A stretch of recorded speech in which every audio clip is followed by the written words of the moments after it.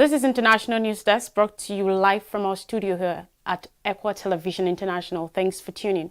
Just time for an update of what is happening internationally. My name is Lois Dureki. On the news tonight, United Nations demands for a way into Russia-held Ukrainian nuclear plant. Joe Biden approves fresh executive order on abortion rights. U.S. Senate confirms Finland and Sweden's NATO accession. China launches missiles in unprecedented exercise around Taiwan, and lawsuits raise hopes for justice 2 years after Beirut blast. The head of the United Nations nuclear watchdog has demanded for access to a Ukrainian nuclear power plant now occupied by Russian forces to determine if it was a source of danger. Contacts with Europe's biggest nuclear plant, which is in Zaporizhzhia, is being operated by Ukrainian technicians, was fragile and communications did not function daily, Rafael Grossi, head of the International Atomic Energy Agency, IAEA, said, according to reports. On Wednesday, a Russian-installed official in Ukraine said Ukrainian forces had continuously used Western arms to attack the plant, which has 2 of 6 reactors operating and has been the focus of repeated cautions from Ukraine, the West, and Russia.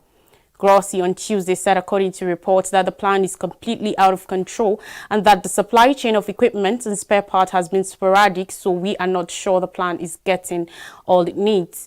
The IAEA also needs to perform very vital inspections to guarantee that nuclear material is being safeguarded, and there is a lot of nuclear material there to be inspected, he said. When you put this together, you have a catalog of things that should never be happening in any nuclear facility, Grossi added. According to him, the United Nations deliberations with parties to the conflict covered a proposed accord on security zones around nuclear plants, but he saw no willingness to strike a deal at this stage. Entry to the plant has had an overland travel through occupied territory will entail special security arrangements, he said. Talks with the Ukrainian government on arranging a visit were underway. The agency has at times stated losing link with surveillance systems that keep track of nuclear material at the power plant. On Monday, Antony Blinken, U.S. Secretary of State, called Russia's actions around the plant the height of irresponsibility, accusing Moscow of using it as a nuclear shield in attacks of Ukrainian forces. Washington was deeply concerned that Moscow was now using the plant as a military base and shooting on Ukrainian forces from around it, Blinken said after nuclear non-proliferation talks at the United States added. On women's rights, Joe Biden, United States President, has approved an executive order that lays the groundwork for Medicaid to help women looking for abortions to travel between states to obtain access to the procedure. On Wednesday, details of the fresh order were signed are still being worked out, and the administration is facing a challenging legal landscape because it is illegal to use federal funding to pay for abortions unless the woman's life is in danger or the pregnancy is the result of rape or incest. However, Karine Jean-Pierre, White House press secretary, said the Department of Health and Human Services will invite states where abortion remains legal to apply for permission to use Medicaid funds to provide reproductive health care to women who live in states where abortion is banned. Like Biden's first order signed in July, it is intended to address the recent Supreme Court's decision to overturn Roe v. Wade, which opened the door for new restrictions on abortion at the state level. The National Abortion Federation said Wednesday that it had seen more women asking for help traveling to get the procedure in the month after the decision. The organization paid for 76 hotel rooms and booked 52 bus or plane trips, up for only a handful in the same time period last year. The president's order also calls on healthcare providers to comply with federal non-discrimination laws and streamline the collection of major data and information on maternal health at the National Institutes of Health and the Centers for Disease Control and Prevention. Biden described the court's verdict on abortion as a healthcare crisis and saying he wants to make sure every part of the federal government does its part at this critical moment where women's health and lives are on the line. The president's action come a day after Kansas voters rejected an attempt to remove abortion protection from the state's constitution. The vote was a resounding win for the abortion rights movement in the first statewide electoral test since the Supreme Court's ruling. He called the cancer's result a decisive victory and said voters in the state sent a powerful signal that makes clear politicians should not hinder the fundamental human rights of women. The fight is not over, and we saw that last night in Kansas, Biden said the Supreme Court practically dared women in this country to go to the ballot box and restore the right to choose that it had just stripped away, Biden said. Last month, Biden said the Supreme Court, which is weighted 6-3 with conservative judges, was out of control after ruling in June to overturn Roe v. Wade, ending a half-century of protections for women's reproductive rights. On Tuesday, the U.S. Department of Justice DOJ sued Idaho separately over the state's near-total ban on abortion, saying the strict ban refused pregnant women potentially life-saving medical care and therefore directly conflicts with federal law. The U.S. Senate has confirmed Finland and Sweden's accession to NATO, whose modern militaries already worked closely with NATO. The only opponent was Republican Josh Hawley, who agreed that the U.S. should emphasize on protecting its homeland, but said Washington should focus on the challenge from China rather than Europe. Chuck Schumer, Senate leader, said it was a sign of Western unity after Moscow launched a war on Ukraine on February 24th. All 30 members of the North Atlantic Treaty Organization, NATO, must agree if Finland and Sweden, officially non-aligned but long, the Czech Republic, Greece, Hungary, Portugal, Slovakia, Spain, and Turkey. Turkey has raised a challenge demanding certain concessions from Finland and Sweden to back their memberships. Ankara has appealed the extradition of lots of government opponents it labels terrorists from both countries in exchange for its support. On July 21st, Turkey said a special committee will meet Finnish and Swedish officials in August to evaluate if the two nations are conforming with its conditions, because ratification could take up to a year. Going forward, China has launched multiple ballistic missiles into the waters around Taiwan as it fired large-scale military drills in response to U.S. House Speaker Nancy Pelosi's visit to the self-ruled island. According to reports from China, the live fire exercise in 6 areas around Taiwan got underway at noon local time, 4 o'clock GMT, and will go until the same time on August 7th. Spokesman for China's Eastern Theater Command, Senior Colonel Shi Yi, said in a statement that the drills involve a conventional missile firepower assault in the water east of Taiwan. Their goal was to test the accuracy of the missiles and their capability to refuse an enemy entry or to control of an area, he said. The Taiwanese Ministry of Defense said the Chinese military fired numerous Dongfeng classic ballistic missiles and condemned the exercise as irrational actions that undermine regional peace. The ministry did not say where the missiles landed or whether they flew over the island. The last time China fired missiles into waters around Taiwan was in 1996. Beijing claims Taiwan as its own and has not ruled out the use of power to take control of the island. Reports on Thursday said the military prearranged to launch live long-range artillery across the Taiwan Strait. In Beirut, Lebanon, it has been a long 2 years of the families of over 200 people who were killed in the Beirut port explosion, but as the Lebanese investigation continues to be blocked, the fight for justice could be picking up steam amidst new legal cases launched from abroad. Ever since the explosion, in which over 7,000 people were also injured and much of the surrounding neighborhoods were ruined, Du Alam and others who had family members killed have unwaveringly called for justice. The evidence that has developed strongly suggests that top officials in government and the security forces were aware of the dangers from the ammonium nitrate stockpile and quietly accepted it.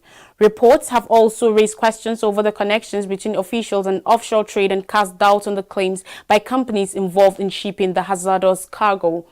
Nonetheless, Lebanon's investigation has been thwarted by persistent political interference, including by Lebanese politicians filing above 25 requests to dismiss the judges leading the investigation, beginning with Judge Fadi Sawan, who was dismissed in February 2021.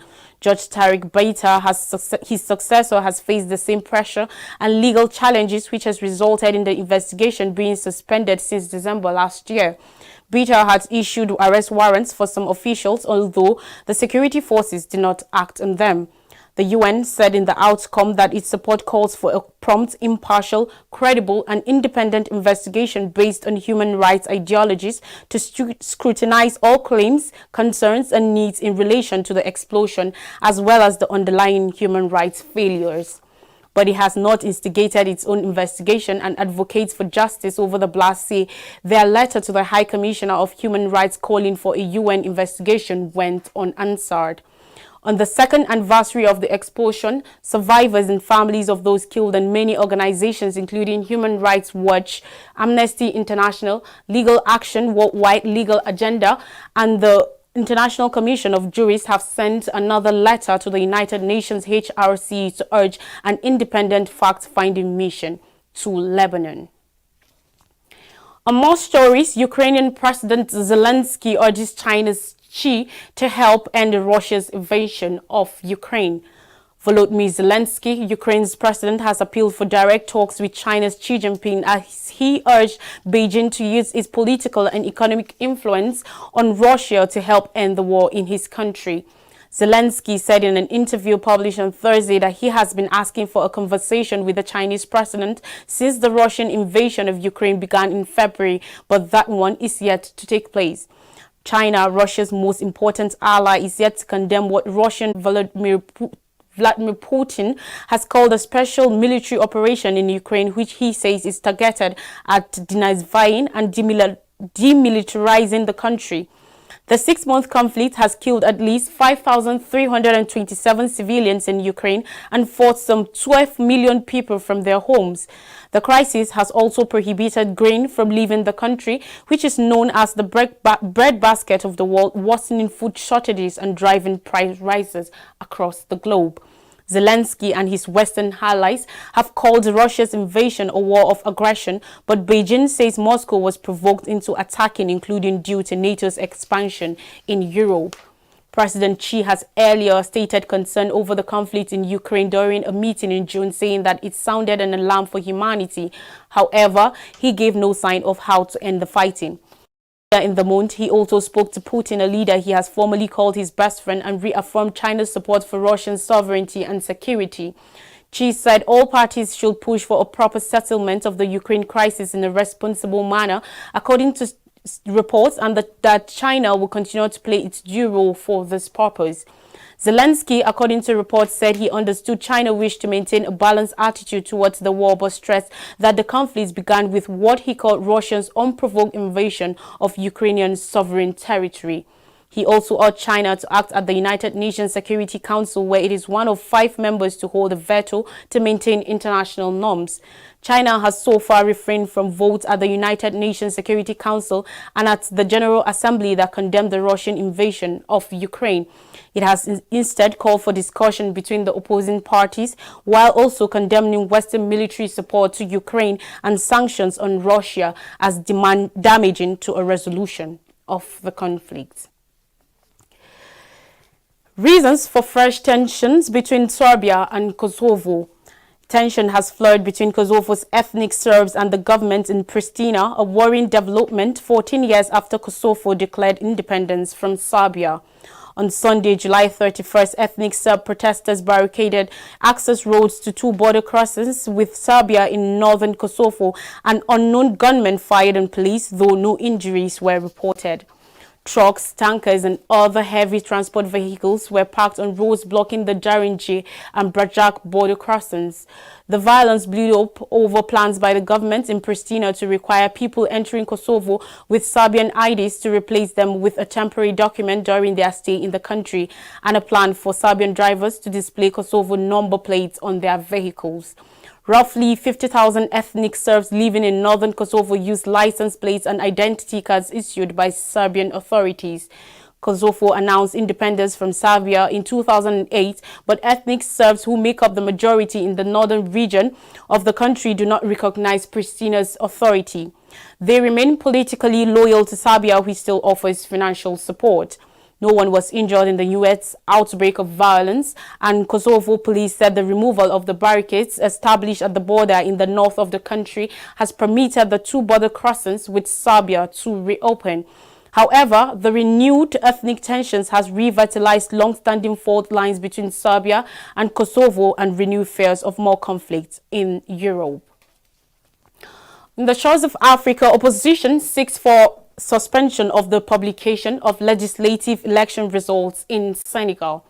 Senegal's opposition has called for the suspension of the publication of the results of Sunday's legislative elections to scrutinize its complaints over alleged irregularities and fraud. Both the government and opposition camps are claiming victory after Sunday's vote to renew the 165 seats in the National Assembly, which is mostly controlled by the presidential coalition. The opposition had hoped the elections would enforce a cohabitation or divided government on Sow and curb any ambitions he may have for a third term. The last polls before presidential elections in 2024 were key tests for Sow after local elections in January saw the opposition win in May cities, including the capital, Dakar, Zinquincourt in the south and Thiès in the west. Toure on Sunday night claimed to have won 30 of the 46 departments in the country and overseas constituencies. This undoubtedly gives us a majority in the National Assembly, she said, while acknowledging her coalition had been defeated in Dakar. Still on the news, Ivory Coast Defense Minister meets families of detained soldiers in Mali. A spokesman for Ivory Coast government said on Wednesday talks on bringing home 49 Ivorian soldiers detained in Mali are ongoing, but any result could take time. Ivory Coast says the soldiers were unfairly held at Bamako's airport in July 10th after being sent off for backup for the United Nations peacekeeping mission in Mali, MINUSMA. They say their role within the mission was well known to the Malian authorities. Mali's military-led government, however, says they were detained after landing on a special flight without supporting documents and has described them as mercenaries.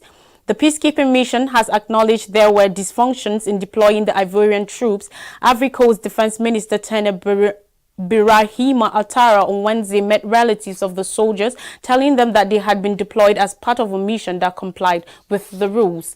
Alfred Kosi, a spokesman for the family, said they were counting on the Ivorian government. Togo has been interceding the dispute, but talks on the 28th in Lomé failed to make progress. Mali is calling on Ivory Coast to express regret for sending troops into Malian territory without requesting its permission, diplomatic sources have said. Bamako also wants Ivory Coast to hand over numerous Malians by the authorities, the same sources said, but Ivory Coast has rejected both requests. Tensions have risen in recent months between the military junta in power in Bamako and the country's international partners. As part with France has also activated a pullout of French forces that have been fighting jihadis in Mali for nearly a decade. And finally, in Democratic Republic of Congo, mission regrets decision to expel its spokesman. On Thursday, the United Nations mission in Democratic Republic of Congo, MONUSCO, deeply regretted the decision to expel its spokesman, Matthias Gilman, from Democratic Republic of Congo and took note of the request made by the Congolese authorities in a statement. Christophe Lutuludula, the Congolese Minister of Foreign Affairs, asked MONUSCO on Wednesday to do everything possible to ensure that Mr. Gilman leaves Congolese territory as soon as possible, inviting the mission to give the benefit of urgency to this request. MONUSCO regrets the expulsion of its spokesman by the Congolese government, said Thursday, a statement of MONUSCO which takes note of this decision of the government of the Democratic Republic of Congo to ask a member of its staff to leave the country. However, the mission is committed to continuing to work alongside the Congolese population and authorities to implement the mandate entrusted by the Security Council, the document added.